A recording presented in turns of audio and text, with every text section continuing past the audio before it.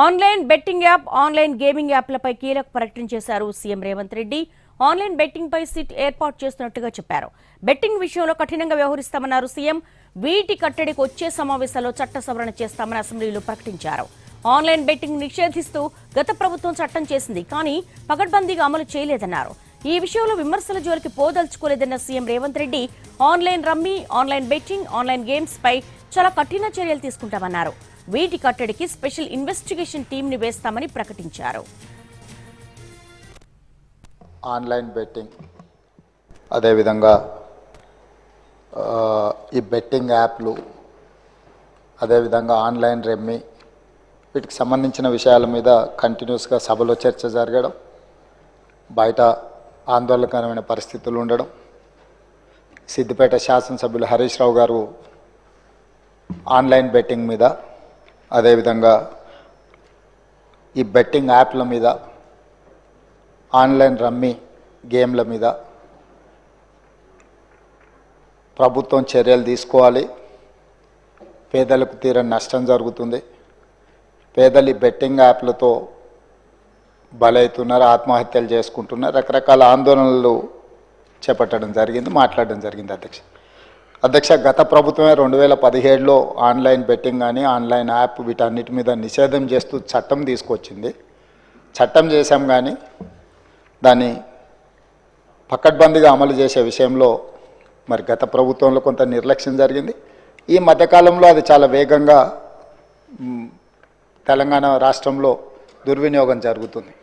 అందుకే అధ్యక్ష తమరి ద్వారా ఇది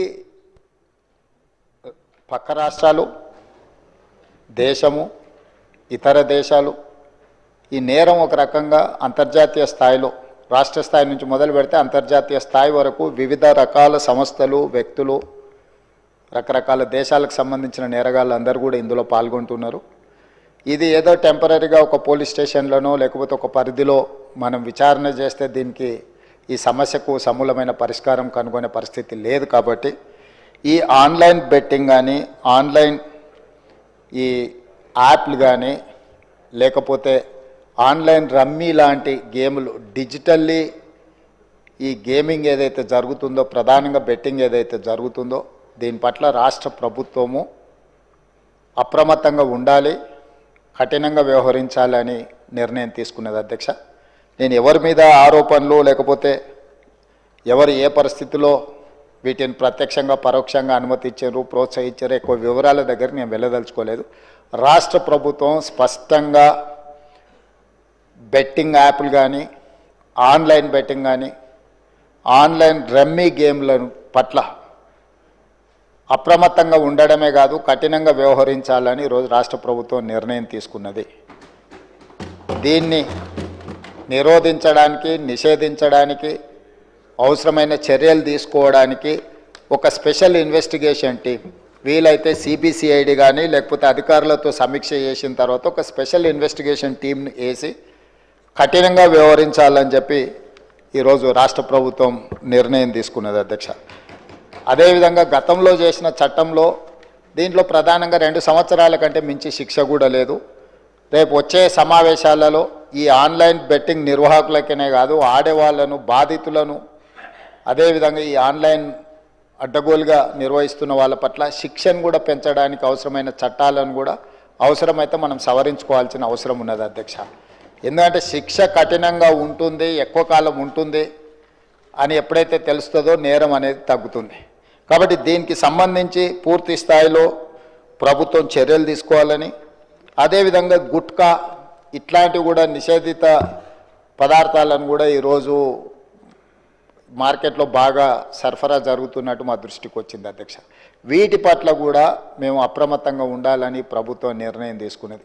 అందుకే ఆన్లైన్ బెట్టింగ్, ఆన్లైన్ యాప్లు, అదేవిధంగా ఆన్లైన్ రమ్మీ ఈరోజు నిన్న మీరు టీవీలలో, పేపర్లలో పోలీసులు కేసులు నమోదు చేసి వాటికి ప్రచారం కల్పించిన వాళ్ళను పిలిచి పోలీస్ స్టేషన్లలో విచారించడం జరిగింది. వాటికి ప్రచారం కల్పించే వాళ్ళను పోలీస్ స్టేషన్లో పిలిచి వాళ్ళను విచారించడం ద్వారా ఈ సమస్యకు పరిష్కారము శాశ్వతంగా దొరకదు. వీటిని నిర్వహించే వాళ్ళు, వీటిని ప్రమోట్ చేసేవాళ్ళు, చివరికి ఈ యాప్ల ద్వారా లబ్ధి పొందుతున్న వాళ్ళను వీళ్ళందరినీ పూర్తి స్థాయిలో విచారించి కఠినమైన చర్యలు తీసుకున్నప్పుడే ఈ సమస్యకు పరిష్కారం దొరుకుతుంది అధ్యక్ష. అందుకే దీన్ని పూర్తి స్థాయిలో విచారించాలంటే పక్క రాష్ట్రాలు పక్క దేశాలలో కూడా విచారణ చేయాల్సిన పరిస్థితులు ఉంటాయి.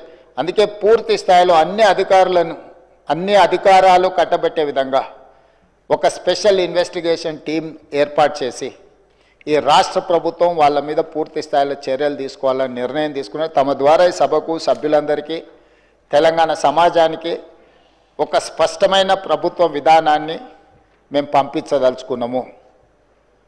ఎవరైనా ఇందులో ప్రత్యక్షంగా పరోక్షంగా ప్రోత్సహించిన, ప్రకటనలకు సహకరించిన, నిర్వహణలో భాగస్వాములైన ఎవరిని కూడా రాష్ట్ర ప్రభుత్వం వదిలిపెట్టదు. ఈ రాష్ట్రంలో ఖచ్చితంగా ఇలాంటి సైబర్ నేరాల పట్ల కఠినంగా మేము వ్యవహరించడం జరుగుతుంది. రాష్ట్ర ప్రభుత్వం అప్రమత్తంగా ఉంటుంది, ఇలాంటి నేరగాళ్ల పట్ల కఠినంగా వ్యవహరిస్తుంది. ఈ సభ ద్వారా సభ్యులందరికీ నేను ఈ ప్రకటన ద్వారా ఒకే మాట చెప్పదలుచుకున్నా, స్పెషల్ ఇన్వెస్టిగేషన్ టీంను ఏర్పాటు చేస్తున్నాము. తద్వారా అందరినీ కఠినంగా అణచివేయడమే కాకుండా చర్యలు తీసుకుంటామని తమ ద్వారా తెలియజేయదలుచుకున్నా అధ్యక్ష.